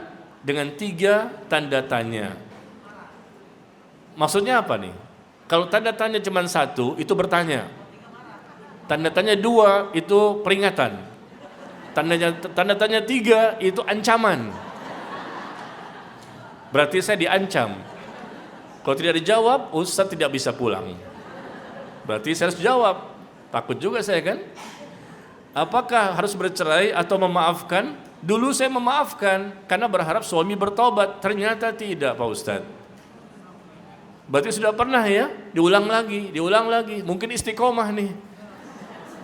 Ternyata dia berada di hotel bersama wanita lain. Bersama wanita lain di hotel ngapain?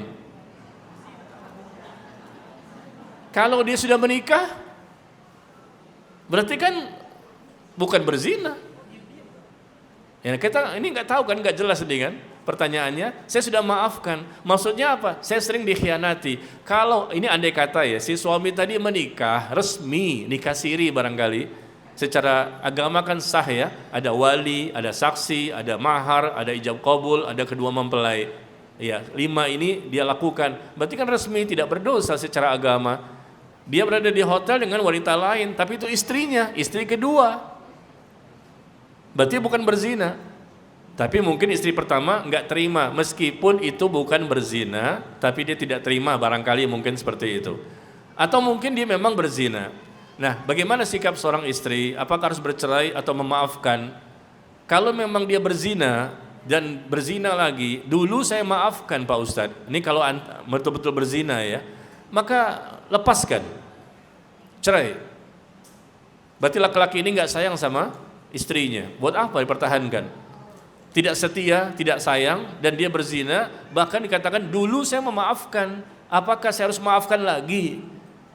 Ya berarti dia mengulangi lagi, tidak bertaubat, tidak memperbaiki diri. Wanita seperti ini kan tidak bisa menghadapi suami yang seperti ini, yang ternyata melakukan dosa besar yang fatal berkali-kali. Ya tentunya kan zinanya, kalau betul zina ya, kalau betul-betul zina. Kalau zinanya kan berkali-kali berarti banyak sekali dosanya. Sekali saja sudah dosa besar, apalagi dia berkali-kali. Maka cerai, minta cerai, suruh suami mentalak. Kalau suami tidak mau mentalak, maka ajukan gugat cerai ke kantor pengadilan agama. Nanti hakim yang akan memutuskan, ketok palu, dan akan diterima alasannya. Ya, istri tidak boleh minta cerai, tapi kalau punya alasan yang kuat, maka diperbolehkan. Ini kalau memang kasusnya berzina. Ya, tapi kalau memang dia bukan berzina, di hotel berdua-duaan, ternyata itu istri yang kedua. Istri pertama tidak tahu, ini namanya fitnah. Yang namanya nikah itu kata Rasulullah, umumkan, informasikan, jangan sembunyi-sembunyi. Rasulullah itu berapa istrinya? 11. Semua sahabat tahu. Sahabat itu berapa istrinya? Ada yang 2, ada yang 3, ada 4. Semua mereka tahu. Nggak main sembunyi-sembunyi, main kucing-kucingan. Meskipun mereka manusia, main kucing-kucingan. Meskipun mereka manusia gitu. Ya, nggak boleh seperti itu ya. Informasikan kepada istri pertama, informasikan kepada kaum muslimin yang lain. Ini istri saya yang kedua, ini yang ketiga, ini keempat. Umumkan, terang-terangan. Seperti itu dalam Islam, bukan main sembunyi-sembunyi. Nggak ada tuntunannya itu. Rasulullah tidak pernah sembunyi-sembunyi. Para sahabat tidak pernah sembunyi-sembunyi. Karena Rasulullah mengatakan umumkan pernikahan itu. Supaya tidak timbul fitnah. Apalagi nanti ketika suaminya wafat, meninggal dunia. Nanti kan ada masalah waris kan. Berapa untuk istri, berapa untuk anak, ketahuan siapa saja istrinya. Jangan sampai nanti ribut besar, terjadi perang dunia ketiga, suami meninggal, nah terjadilah fitnah yang besar ya. Jadi kalau andai kata memang dia menikah, dia harus menginformasikan, bukan minta izin ya, mohon maaf ibu-ibu, tidak ada syaratnya untuk minta izin kepada istri untuk menikah lagi, tapi dia hendaknya memberitahu, menginformasikan, dan bisa saja didiskusikan ya. Mereka bicara bagaimana caranya supaya suami itu bisa adil ya, tidak zalim dan lain-lain. Nah, pertanyaannya kan tadi, kalau memang dia sudah nikah resmi dan istri yang keduanya ternyata juga baik, solehah juga, ya kenapa minta cerai? Kan nggak boleh, itu kan diperbolehkan oleh agama. Ya, ibu memang tidak ingin dimadu, diduakan nggak mau, tapi kan udah terjadi, nggak boleh juga. Rasul melarang seorang istri untuk suaminya menceraikan madunya tanpa alasan, itu nggak boleh. Kecuali ada alasan, memang istri kedua ini fatal, dia tuh mungkin pelacur, mungkin dia WTS, mungkin dia wanita yang banyak sekali dosanya, maka dia mengusulkan kepada suaminya, ceraikan istri kamu yang kedua. Dia nggak sholat, terbuka aurat misalnya. Tapi selama dia soleha, maka tidak boleh. Ya, sang suami yang wajib dituntut untuk berlaku adil. Maaf ya Bu ya, ini kan pertanyaan, saya jawab. Saya bukan pelakunya nih. Saya bukan pelakunya.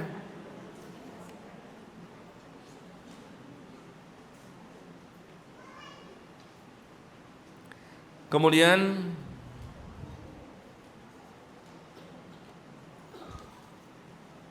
sebentar ya.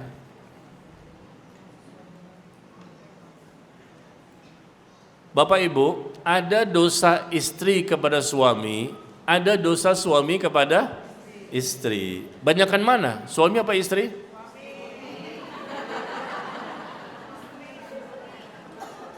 Pak, coba ibu-ibu diam ya. Saya mau tanya bapak dulu deh. Ibu-ibu diam ya. Pak, jujur ya, suaranya dikeraskan. Lebih banyak mana Pak? Dosa istri apa suami? Tuh, dengar enggak? Kata bapak-bapak lebih banyak dosa istri. Sekarang saya tanya ibu-ibu, bapak diam ya. Lebih banyak mana ibu-ibu? Dosa istri apa suami?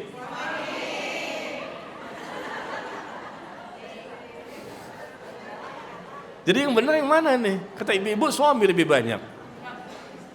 Kata bapak, ibu lebih banyak, istri lebih banyak. Jadi sebenarnya yang mana? Istri punya dosa, suami punya dosa. Suami bisa dosa sama istri, istri bisa dosa sama suami. Nah, coba Bapak Ibu lihat di Telegram saya, ada artikel 50 dosa istri kepada suami.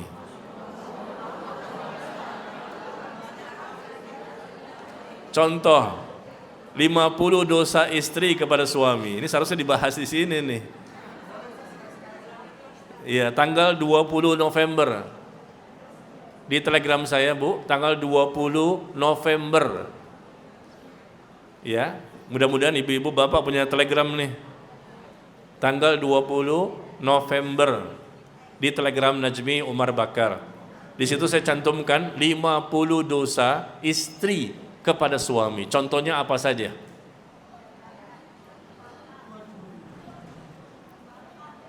Ya, 50 contoh dosa istri kepada suami, ada 50.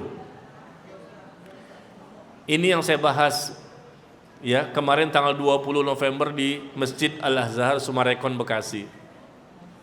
Memang ini mestinya dibahas ketika kajian ibu-ibu nih pas rame-rame seperti ini ya. Tapi sepertinya ibu-ibu di sini punya dosa nggak sih sama suami? Ada nggak sih? Ada. Dikit apa banyak? Ketika ibu baca 50 contoh ini, ada nggak di ibu? Ada nggak di ibu contohnya? Nomor 1 sampai 50 coba lihat evaluasi. Dosa istri kepada suami 50. Nah sebaliknya Bu, Bapak, dosanya suami kepada istri berapa? Ternyata cuma 5 doang.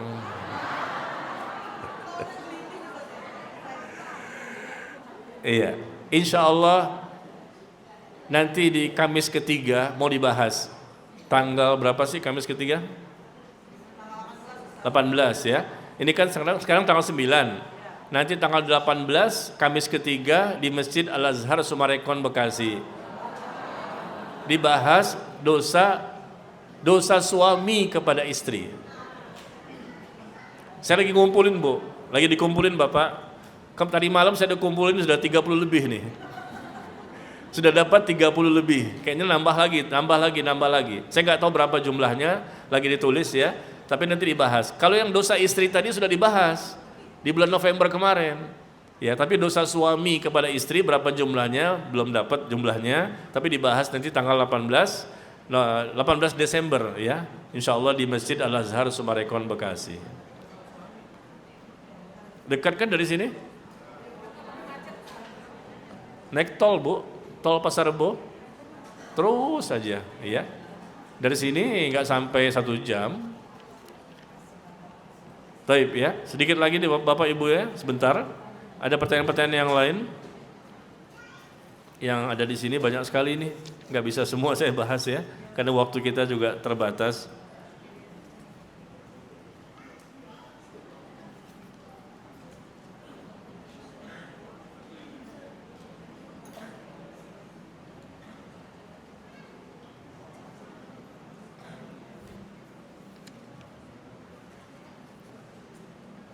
Jam 11, satu pertanyaan lagi ya, insya Allah, coba bertahan dulu.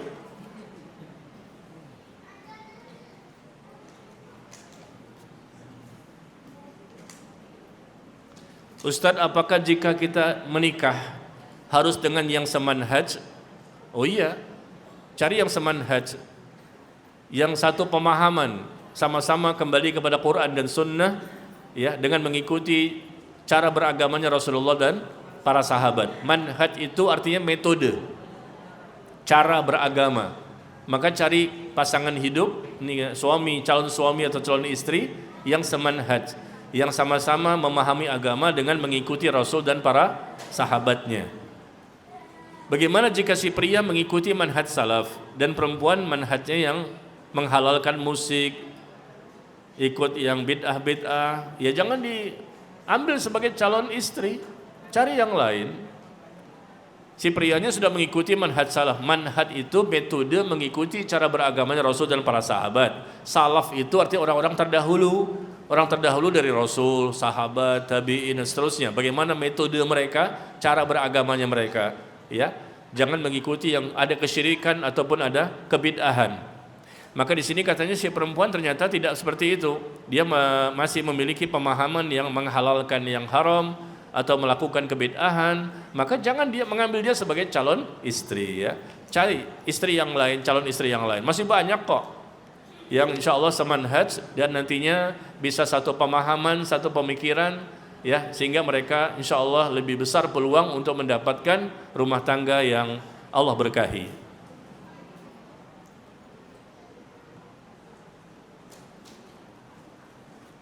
Bolehkah kita berdoa setelah sholat wajib ataupun sholat sunnah dengan mengangkat kedua tangan? Setelah sholat sunnah, ibadah sholat sunnah ya, kita angkat kedua tangan kita berdoa kepada Allah, boleh, silahkan. Tapi setelah selesai sholat wajib, tidak ada tuntunan begitu salam langsung angkat kedua tangan. Tidak ada dalilnya. Rasulullah pernah berdoa, pernah berdoa setelah selesai sholat wajib, tapi tidak mengangkat kedua tangan. Ya, mengangkat kedua tangannya nanti dilakukan setelah sholat sunnah, karena waktunya bebas, mau ngapain juga bebas. Tapi ketika selesai sholat wajib, Rasul berdoa dengan baca apa? Istighfar, astaghfirullah, astaghfirullah, astaghfirullah. Allahumma antas salam, wa minkas salam, tabarakta, ya dzal jalali wal ikram. Terus seterusnya. Dan begitu saja disebutkan di hadis, dan tidak ada perbuatan Rasul membaca istighfar 3 kali itu, astaghfirullah, angkat tangan itu, astaghfirullah, astaghfirullah, astaghfirullah, Allahumma antas salam, dengan mengangkat kedua tangannya setiap selesai sholat fardu. Itu enggak ada. Jadi Rasul berdoa, tetapi tidak dengan mengangkat kedua tangan. Karena membaca istighfar 3 kali kan berdoa. Allahumma antas salam wa minkas salam, dan seterusnya. Bacaan-bacaan zikir yang lain, bacaan-bacaan ayat Quran juga, ya, doa-doa yang lain tidak ada dengan mengangkat kedua tangan. Tapi kalau Bapak Ibu sudah selesai paket zikir selesai ya, paket zikir dan doa yang Rasul sunnahkan, dari mulai istighfar 3 kali, Allahumma antas salam, dan seterusnya, baca subhanallah 3 kali, alhamdulillah 3 kali, Allahu akbar 3 kali, dan yang lain-lain, baca juga ayat kursi, al-ikhlas, al-falaq, dan an-nas. Itu paket zikir namanya, yang disunnahkan setiap selesai sholat fardu bacanya itu. Nah, setelah selesai paket zikir sampai an-nas, mau setelahnya sholat sunnah, boleh. Kalau nggak mau sholat sunnah, saya mau berdoa saja, angkat kedua tangan, boleh. Karena sudah selesai paket zikirnya. Ya, setelah itu mau sholat sunnah boleh, nggak sholat sunnah pun nggak apa-apa. Tapi ibu maunya angkat tangan saja berdoa, boleh. Tapi kan selesaikan dulu paket zikir ini, baru angkat tangan dalam berdoa. Tapi begitu salam langsung angkat tangan, memang tidak ada tuntunan, dalil nggak ada. Ya, maka jangan mengada-ngada. Hendaknya kita cukup membaca istighfar tadi dan seterusnya. Istighfar juga berdoa, tapi tidak ada berita, info kalau Rasul setiap selesai sholat dengan mengangkat kedua tangan. Ya, baik, sampai di sini. Mohon maaf pertanyaan-pertanyaan yang belum bisa saya jawab. Ya, mudah-mudahan bisa dibahas di kesempatan yang lain ya. Demikian, wallahu taala a'lam bis-shawab. Wassallallahu ala nabiyyina Muhammad. Walhamdulillahirabbil alamin. Subhanakallahumma wa bihamdika asyhadu an la ilaha illa anta astaghfiruka wa atubu ilaik. Wassalamualaikum warahmatullahi wabarakatuh.